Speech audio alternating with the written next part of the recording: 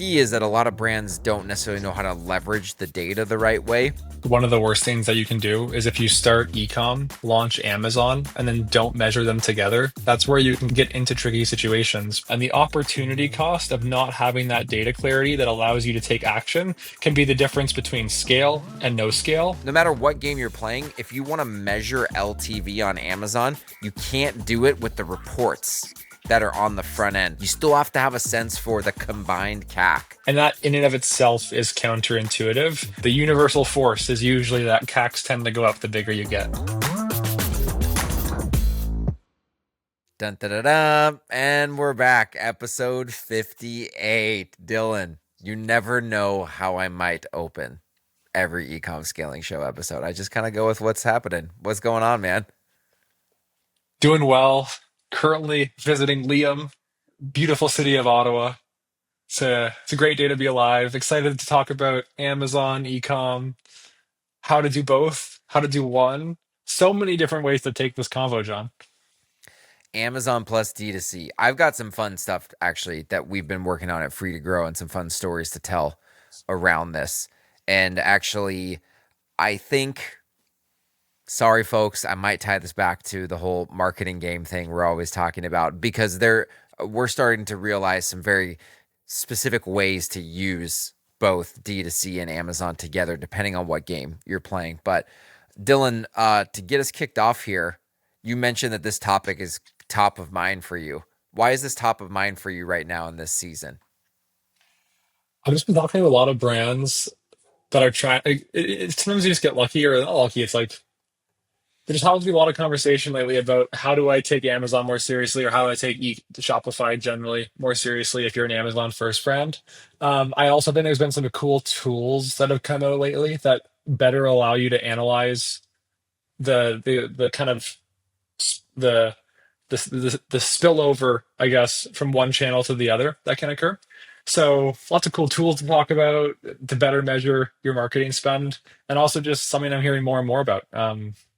I think in general, it's best to sell on both platforms in most cases. There's obviously some nuances or some edge cases where that's not the case, but I'm excited to dive in and talk about the games. So we can take this in a bunch of different directions. I think maybe we can talk about the tools first, because I've got there's a tool that we're using right now that we're getting a lot of really great results from. The key is that a lot of brands don't necessarily know how to leverage the data the right way. And we're coming at it from the financial lens. And we've actually been able to help produce some pretty exciting results. It's called Expandify. Have you ever heard of Expandify? Yeah. Originally, Expandify was actually started, the founder, his name's Shingy, he was an Amazon brand founder. He still is. He runs an Amazon brand, or a largely a heavily Amazon brand. He also worked at Amazon and kind of married those two things up to build this platform that just provides a whole lot better. It does a ton of things, but what we leverage it the most for is cohort modeling, Amazon cohort modeling, but you can also plug in Shopify. So you can get a Shopify cohort model, an Amazon cohort model, and then we're exporting all that data through their MCP, and we're actually creating a combined cohort model so that we can look at how each channel is performing, quote, there's air quotes if you're watching, performing on a sales channel level. And the reason I'm quoting it is because if you're spending heavily, this is why this is so important. If you're spending heavily on top of funnel, namely Meta, we've been able to prove with this tool that you're converting subscribers and just new customers on Amazon. And if you don't look at the combined Shopify and Amazon cohort model, you can incorrectly conclude that Meta spend is unprofitable. So what I'm talking about right now is really in the context of the high LTV game, the subscription game. And so just to understand how impactful this can be, this is a very top of mind example. There's a brand we're working with that started working with us about 7 months ago, doing $800K a month in revenue of split Amazon Shopify. They were afraid, they're a subscription business. They were really afraid to scale Meta spend because they couldn't prove out the connection to Amazon. We got Expandify set up, built out this, Shopify cohort model and Amazon cohort model, and then a combined one. And what we were able to do, their CFO on our team was able to give them a combined Amazon plus Shopify NC ROAS, like floor and or combined multi-channel CAC ceiling. Said, dude, spend up until you hit that. And we have this daily tracker showing them what their NC ROAS or their CAC was, Amazon plus Shopify combined. And in like 7 months, they have scaled from 800K a month to 4 million in revenue. And they're just printing profit and cash flow right now. So they can be impactful. What are some of the use cases or kind of like that you're seeing on your end? Yeah, I think that like one of the worst things that you can do is if you start ecom, launch Amazon, and then don't measure them together. That's where you can get into tricky situations because if you're always comping things to your historicals, normally there's going to be some spillover that's not 100% incremental.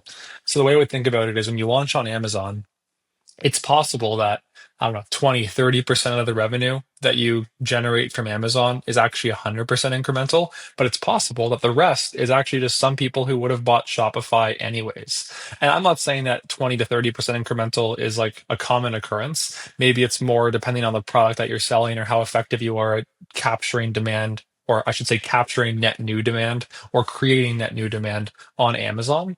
But in a lot of cases, for brands that are like D2C first, where the skill set is D2C first, a lot of the Amazon revenue is not going to be incremental. But it doesn't mean that there's not enough to justify going to the platform. Totally. So when that happens, you basically will have your D2C metrics start to look worse. I'll speak for myself. I buy from a good number of Shopify stores, but especially if it's something I buy again and again, I'd rather buy from Amazon. Like I get it Yep. way faster a lot of the time, and I think a lot of consumers probably behave that way. So you have to start measuring both together. And historically, it's just been harder to do so. But there's a lot of great tools now that can help you do that. And it's important that if you're looking at things on a CAC to LTV basis, you're then factoring in Amazon. Now, there's some edge cases like as well where like I can think of a few replenishable high LTV businesses where Amazon's like still like a negligible percentage of sales, like single digit percentages. And when that's the case, you can like sort of get away with, not getting as into the weeds. But Totally. especially when you start pushing into like Amazon is 20, 30, 40, 50% of your business, the incremental value of the data clarity you can get from using some of these tools are imperative. Because if you don't, you might look at your CAC to LTV Shopify only and be like, it doesn't make sense for me to spend money. Like my CAC to LTV is bad. But in actuality, if you factor in your CAC to LTV across both, that might be a super investable funnel. And the opportunity cost of not having that data clarity that allows you to take action can be the difference between scale and no scale and more money or not more money. For sure. Well, okay, so there's something important that I want to kind of elaborate on. The brand that I'm telling you about, we've actually done the same thing for a few other brands as well. And with the same results, like not the exact same numbers, but the same like fast scaling, highly profitable scale. And there's been some interesting things we found when you look across all those brand examples that we've helped with. One of them was, again, using Expandify.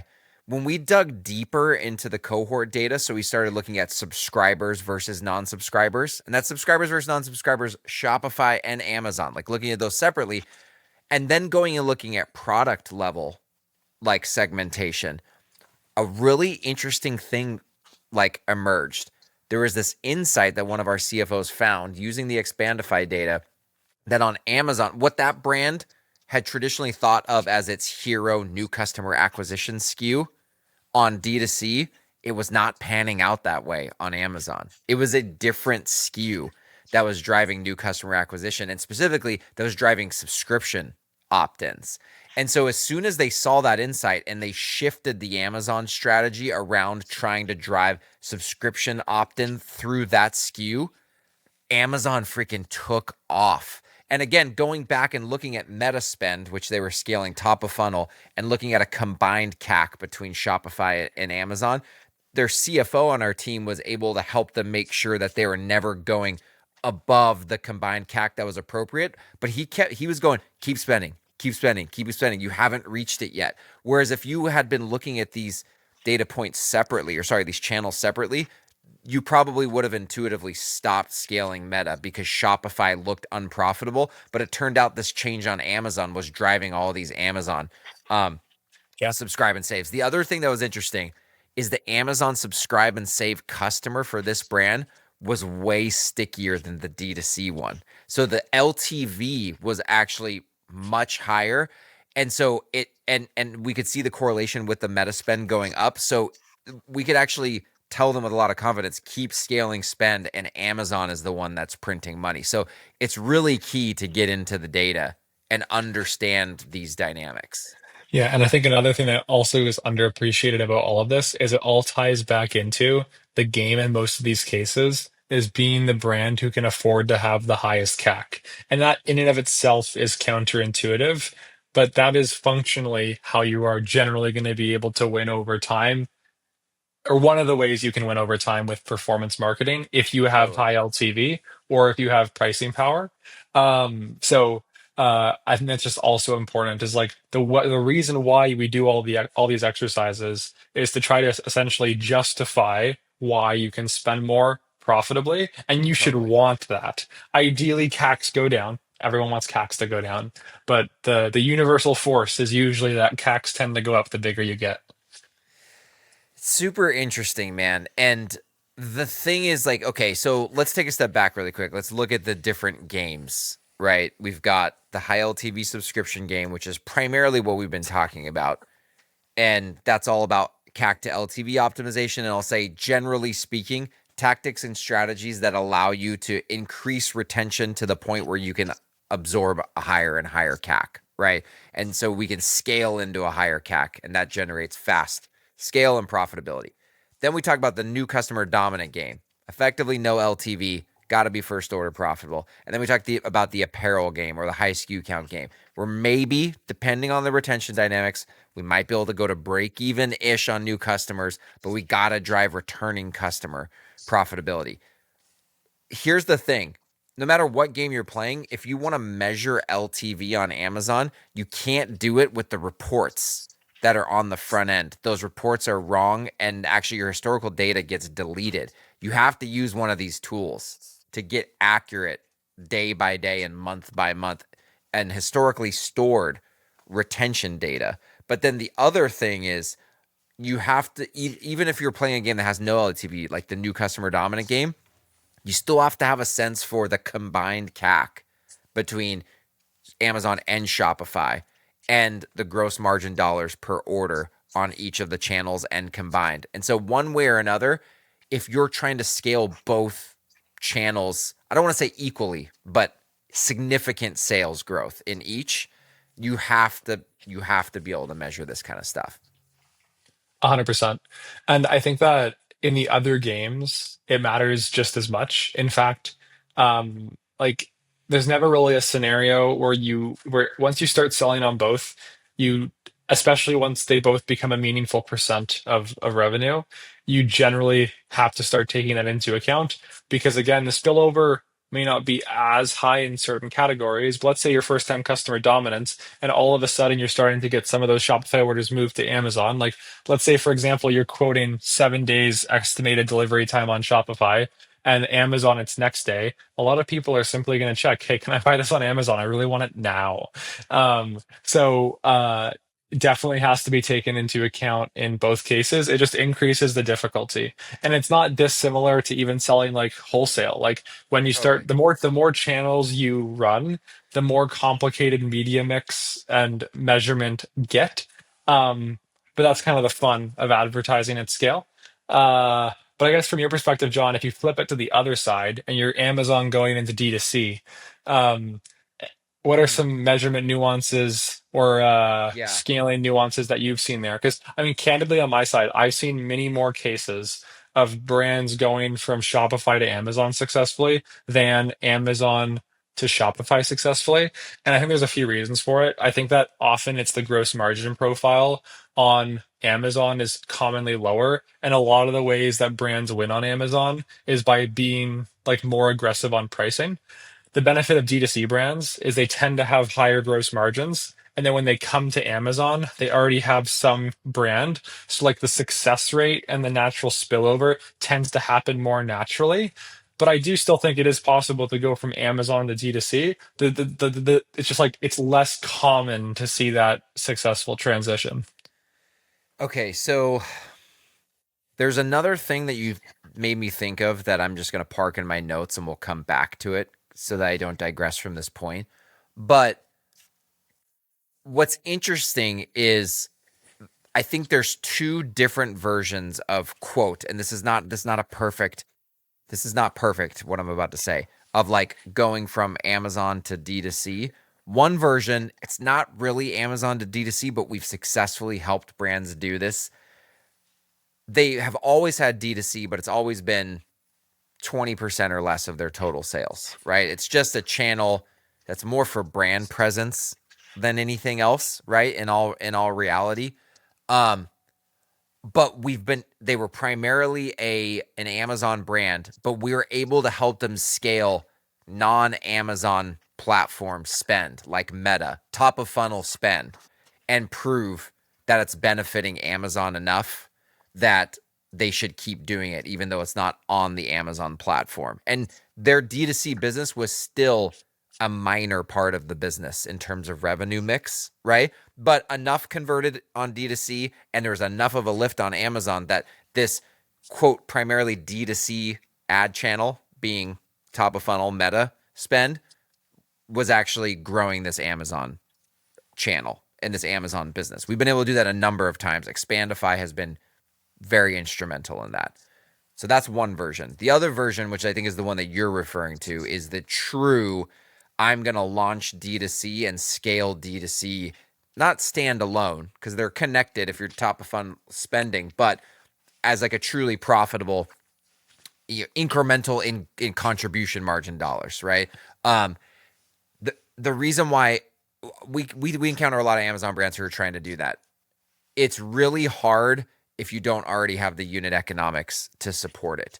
And I'll say it's harder for new customer dominant brands than any others because you just already have to have a minimum amount of gross margin dollars per order.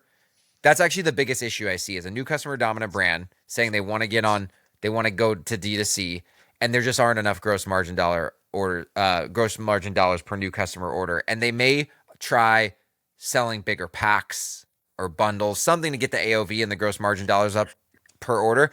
It's definitely not impossible, but there's only certain product categories where that lends itself, that transition works.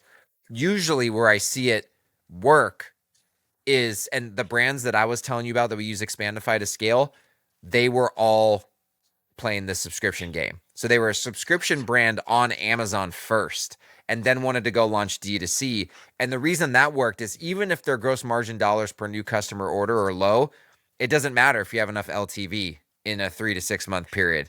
You're playing the CAC to that LTV game. You're not playing the CAC to first order gross margin dollars, right? And so if you're a subscription brand, consumables that your product lends itself to the D2C channel, then like you have a much better chance of making that transition. If you are new customer dominant, you just generally have to have a high enough AOV, which ultimately is driving a high enough gross margin dollars per order in order to make that work. The high LTV brands basically can generally stomach the highest CACs generally due to the LTV dynamics. So when you have like if you're selling a $100 product, decent AOV, to use 25% blended margins, no LTV, there's just not much CAC left to work with there. So I totally agree. We see Amazon plus Shopify a lot in subscription high LTV and new customer dominant. I don't personally see it as much in apparel brands. And I have a theory about it. Part of it is that a lot of the apparel brands that we work with are niche. Like the reason it works on D2C is because it's a niche apparel brand and there's so much competition. It's harder to stand out for a lot of these apparel brands on Amazon. And I'm not saying that it's not hard to stand out in another product category, but I think apparel is especially hard. Do you have any like examples or kind of personal takes on like the apparel side of playing this game? Yeah, I think that that's a fair assessment. A lot of the one-time purchase dominant brands are like durable goods tend to be a little bit more utility driven in my experience. So it's like people tend to just search very specific things, kind of lends itself to Amazon. Whereas like think like some super niche term t-shirts, maybe it Totally. happens, but like the volume there isn't necessarily as high. So I think that's a super fair assessment. I think there's also probably an element of it too of it just like inventory planning as well. Like Totally. that's another beast to have to deal with when you move into Amazon with so many SKUs, sizes, variants. Um, and I think maybe historically too, there's maybe been a bit of like you don't want to like if you sell clothes on Amazon, maybe it cheapens some Totally. brands. And Totally. I think that's begun to go away with like the Temu era.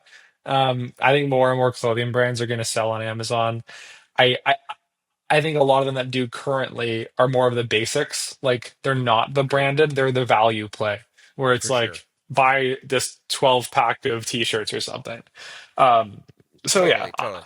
yeah, I buy a lot of socks on Amazon, John. I go through a lot of So yeah. socks. So Well, look, there's something you mentioned, and this is the other thing I parked in my notes that I want to talk about with the difference between Amazon and Shopify. You mentioned inventory, and I just want to talk really quickly about the finance side of adding Amazon or trying to run an Amazon and a Shopify store. I've seen this go both ways. I've seen Amazon brands that have gotten to tens of millions, even nine-figure Amazon brands. Some of these early dudes from MDS. Uh, their whole fulfillment network is just deeply embedded in the Amazon fulfillment ecosystem because that's where they built their brand. So they're on AWD or FBA. They're using Amazon warehousing, and then when they start thinking about going, um, when they start thinking about doing multi-channel fulfillment because they're opening D2C, it's there's just a lot to think about there. I'm not saying you can't do it. We know brands who fulfill out of the Amazon network to their D2C store, but you got to think hard about that. And also when you're going the other way, if you're used to being a D2C brand and you're either doing your own fulfillment or using a 3PL, when you switch to Amazon, things change, man. Inventory gets damaged. You get returned inventory that gets shipped out to your customers sometimes when you wish it wouldn't have. Stuff goes missing in their system, and inventory planning does get more complicated because you have to start thinking about how much you need to always have at Amazon to make sure you don't stock out and lose momentum. And it does put pressure on your balance sheet if you're aggressively scaling Amazon. I see it all the time, especially for the holidays. You got to think about shipping inventory in sooner because Amazon usually takes longer to receive it than your 3PL does. And so if you're trying to gear up for a big seasonal sales spike like Black Friday or some other seasonal sales spike that aligns with your business's seasonality, you do have to typically hold extra inventory as you scale up on Amazon FBA. The other thing to keep in mind is that if you use inventory financing lenders do not love lending against Amazon FBA inventory because if they have to seize the inventory in the event of foreclosure, it's really hard. Your inventory is spread out across like sometimes hundreds of fulfillment centers, and trying to get that inventory out is really hard. It's easy to just go to your 3PL and seize the inventory. In fact, they usually put an agreement in place with your 3PL where the 3PL agrees to hand the inventory over in the event of a foreclosure. They can't do that with Amazon. So there are other workarounds. There's ways to borrow against Amazon inventory, but just keep in mind that like there's some tricks and it doesn't always pan out. And then the other thing is the 14-day payment settlements. If you sell on Shopify, you're getting batches of cash usually every 1 to 3 days. Amazon, you're getting it every 14 days. And I've had brands scale up really fast on Amazon after being a Shopify store and go, shoot, I've got 14 days of sales locked up in this settlement. And so that's why you need to have proper cash flow planning. It's where a CFO can really help. And so just know that there are going to be changes to your balance sheet and your P&L as you scale into Amazon, and you need to make sure you have the right planning and cash modeling. So anyways, I think this was a super awesome discussion, something that I've been thinking about a lot and that we've been working with our clients on a lot.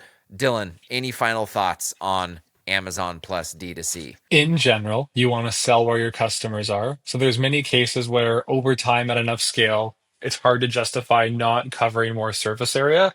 But you just want to make sure when you do it that you do it with the proper measurement and tactics in mind. Because I've seen a lot of brands add channels, and then all of a sudden, the metrics they used to use to measure, the team can't decide or move to the new metrics that are worth measuring, and it just causes a lot of chaos in an organization. So just make sure that when you do make some of these big transitions, the metrics you're tracking are dialed and you know what everyone's optimizing for, and you make sure the various teams that you're working with understand that as well. Love it. Love it. Yeah. I guess my final thoughts are from the finance perspective, understand that Amazon and Shopify have different unit economics and they also have different cash conversion cycles and they will put different pressure on your inventory levels. And so make sure you're planning ahead for that before you go scale into one of these channels as a new addition to your business because it will be different. You can make it work. Done it with dozens and dozens of brands, but you need to be proactive on planning it. So, anyways, this was a good discussion, and I think that's a wrap on episode 58. Boom.